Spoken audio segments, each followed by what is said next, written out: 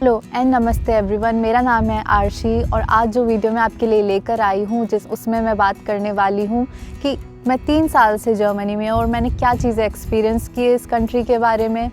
मैं इंडिया से आई हूँ तो मेरा रेफरेंस पॉइंट इंडिया होगा, तो इसके बारे में मैं आज बात करने वाली हूँ। तो स्टार्ट करते हैं।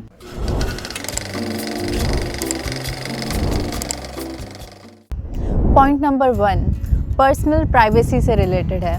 यहाँ पे किसी को किसी की लाइफ से कोई फ़र्क नहीं पड़ता, सब अपनी अपनी लाइफ में बिज़ी होते हैं और कोई बॉदर नहीं करता कि आप अपनी लाइफ में क्या कर रहे हैं। तो ये बहुत ही अच्छी बात है यहाँ की कि आपको अपनी स्पेस मिलती है, आप अपनी लाइफ में कुछ भी कर सकते हो और किसी को कोई फ़र्क नहीं पड़ता।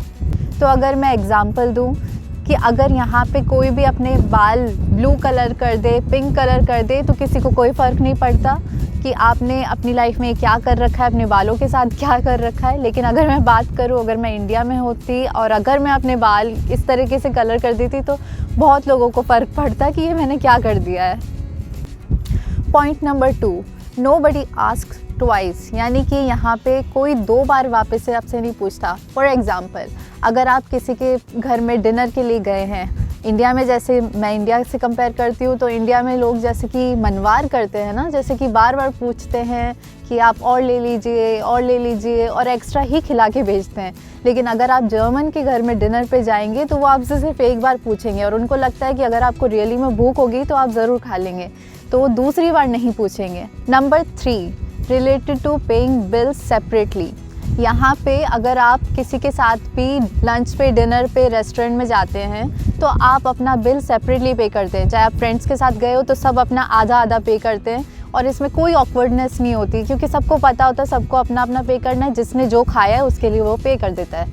इनफैक्ट बहुत ही स्ट्रेंज थिंग मैंने यहाँ पे एक्सपीरियंस की, मतलब एक्सपीरियंस नहीं की लेकिन मैंने देखी है कि इंडिया में जैसे हस्बैंड वाइफ एक साथ ही कंबाइंड पे करते हैं या फिर जो भी है ना, लेकिन यहाँ पे ऐसा होता है, यहाँ पे जो शादी करके कपल्स होते हैं वो सेपरेटली पे करते हैं कि अच्छा मैंने ये खाया है तो मैं इसके लिए पे करूँगा और जिसने भी जो खाया उसके लिए पे करेगा। तो ये काफ़ी वियर्ड लगा मुझे। तो ये चीज़ काफ़ी अच्छी भी है कि जब भी आप अपने फ्रेंड्स के साथ यहाँ पे जा रहे हैं तो अपना अपना पे कर लीजिए। एक म्यूचुअल अंडरस्टैंडिंग होती है, पता होता है कि ठीक है हाँ खुद का पे खुद करना है, तो ये अच्छी बात है। Point number 4 related to perception.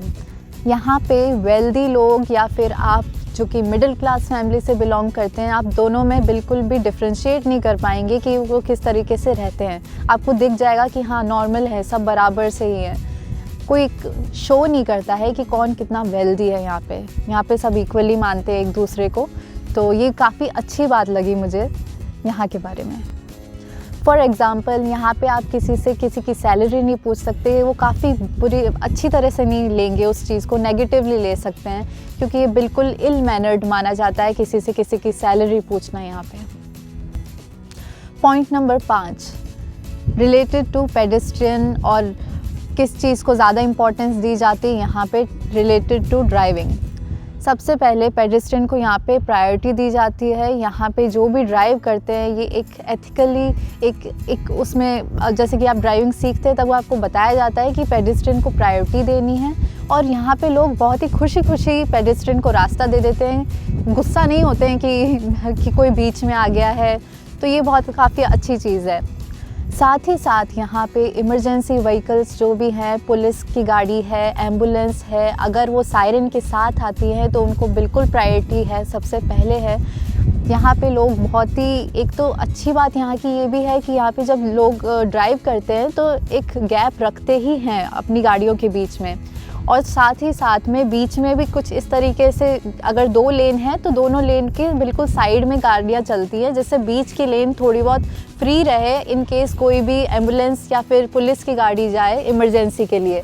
तो जल्दी से जैसे ही सायरन सुनते हैं दोनों गाड़ियाँ साइड हो जाती है और बीच में पाथ दे देती है इमरजेंसी व्हीकल्स को। तो ये मुझे बहुत ही अच्छा लगा। इंडिया में भी है प्रायोरिटी इमरजेंसी व्हीकल को, लेकिन आई थिंक हमें ये चीज़ सीखनी चाहिए कि किस तरीके से उनको पाथ देना चाहिए एम्बुलेंस या फिर कोई भी इमरजेंसी गाड़ियों को।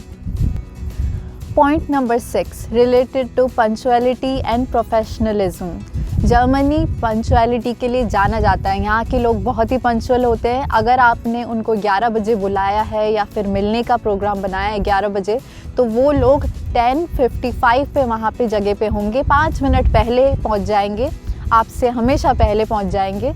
तो ये काफ़ी अच्छी चीज़ है कि वो टाइम की कद्र करते हैं। और प्रोफेशनलिज्म की बात करूँ तो इनके लिए जब वो काम करते हैं तो वो बिल्कुल काम पे फोकस करते हैं, और जब फ्री टाइम में होते हैं तो सिर्फ फ्री टाइम में।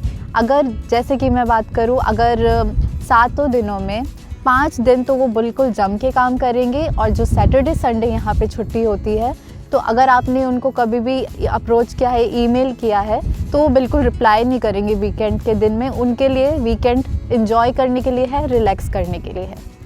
Number 7, related to appointment. यहाँ पे हर चीज़ के लिए आपको अपॉइंटमेंट लेनी पड़ेगी। इसका कोई अच्छा या बुरा नहीं कह सकते।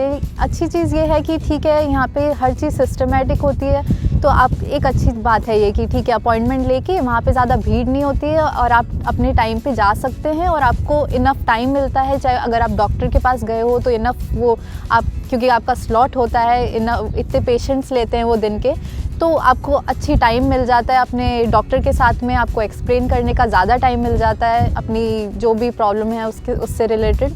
लेकिन यहाँ पे एक बुरी चीज़ मेरे लिए है, क्योंकि मुझे अपने पेरेंट्स से मिलने के लिए अपॉइंटमेंट की ज़रूरत तो नहीं होनी चाहिए, अपने दोस्तों से मिलने के लिए अपॉइंटमेंट की ज़रूरत नहीं होनी चाहिए। लेकिन यहाँ पे ऐसा है। यहाँ पे जो जर्मन फ्रेंड्स हैं मेरे, वो अपने पेरेंट्स से मिलने के लिए भी अपॉइंटमेंट फिक्स करते हैं कि ठीक है, अच्छा इस दिन वो फ्री हैं, इस दिन हम फ्री हैं, तो हम इस दिन मिलेंगे। तो मुझे ये थोड़ा पसंद नहीं आया, क्योंकि मुझे तो अपने पेरेंट्स से मिलने के लिए कोई अपॉइंटमेंट नहीं चाहिए। Next point, related to recycling. Germany में रिसाइकलिंग बहुत ही इम्पॉर्टेंट है। यहाँ बहुत वैल्यू करते हैं रिसाइकलिंग को। आप जो भी चीज़ लेते हैं, कोई भी प्लास्टिक लेते हैं, आपको अच्छे से डिस्पोज़ करना होता है। इनफैक्ट मैंने पहले भी कुछ वीडियोस में बताया है कि किस तरीके से सेग्रीगेट करते हैं बिन्स को। तो ये काफ़ी अच्छी चीज़ है यहाँ के बारे में।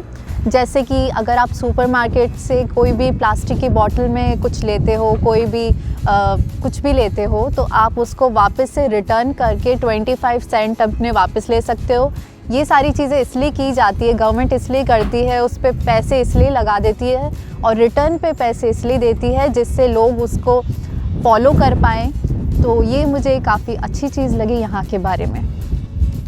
So next point, related to doctors appointment, medical test. तो यहाँ पे जर्मनी में आपको डॉक्टर की अपॉइंटमेंट इतनी जल्दी नहीं मिलती है, काफ़ी टाइम लग जाता है। और मिलने के बाद में भी अगर आपको कुछ टेस्ट करवाने हैं तो उस टेस्ट को होने में भी 1 महीना तक लग सकता है। तो ये बहुत कॉमन है यहाँ पे। लेकिन अगर आपकी कोई इमरजेंसी कंडीशन है तो अलग बात है, यहाँ पे फिर जल्दी से आपको अपॉइंटमेंट और अच्छे से सडनली या फिर इमीडिएटली आपको अपॉइंटमेंट मिल जाती है और आप बिल्कुल जा सकते हैं, डॉक्टर रीचेबल होते हैं। लेकिन हाँ, अगर आपको कोई स्पेशलिस्ट के पास में कोई आपकी इमरजेंसी कंडीशन नहीं तो आपको ज़रूर टाइम लग जाएगा। इंडिया में जैसे बात करूँ तो बहुत ही इजी होता है, कभी भी आप किसी भी डॉक्टर के पास चले जाते हो, कोई टाइम नहीं लगता है, फटाफट दिखाते हो, काम हो जाता है कोई भी। तो ये आई थिंक इंडिया में मेडिकल केयर बहुत ईजीली रीचेबल है, जो कि यहाँ पे भी है लेकिन थोड़ा टाइम कंज्यूमिंग है।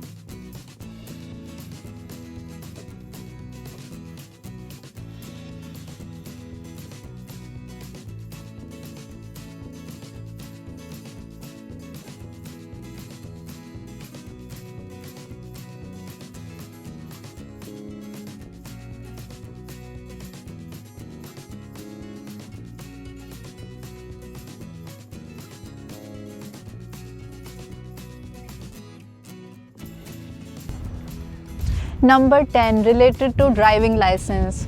यहाँ पे आपको ड्राइविंग लाइसेंस लेना एक अलग ही क्वालिफ़िकेशन है। अगर आपके पास ड्राइविंग लाइसेंस है तो बस बात ही कुछ और है, क्योंकि ये बहुत लेंदी प्रोसेस है। आपको थ्योरी एग्ज़ाम देना होता है, आपको प्रैक्टिकल एग्ज़ाम देना होता है, और वो कितना आसान भी नहीं होता है। बहुत सारे ऐसे लोग होते हैं जो फेल भी हो जाते हैं इसके अंदर। और लेकिन अगर एक बार आप ड्राइविंग लाइसेंस लेते हैं तो यानी कि आप एक्सपर्ट हैं ड्राइविंग में। तो इंडिया में भी ऐसा होता है कि आपको एग्ज़ाम देना होता है और प्रैक्टिकल होता है, लेकिन आई थिंक इतना ज़्यादा अच्छी तरीके से नहीं होता है जितना यहाँ पे होता है। यहाँ पे अच्छे से टेस्ट लिया जाता है, स्ट्रिक्ट होता है, और तभी आप ड्राइवर बनते हैं यहाँ पे। तो ये कुछ पॉइंट्स हैं। आई होप ये आपको पसंद आए होंगे, कुछ नया जानने को मिला होगा इससे। तो अगर आपको मेरी ये वीडियो पसंद आई है तो प्लीज़ इसे लाइक कर देना, चैनल पे नए हो तो सब्सक्राइब कर देना। फिर मिलते हैं अगली ही वीडियो में, तब तक के लिए नमस्ते, बाय।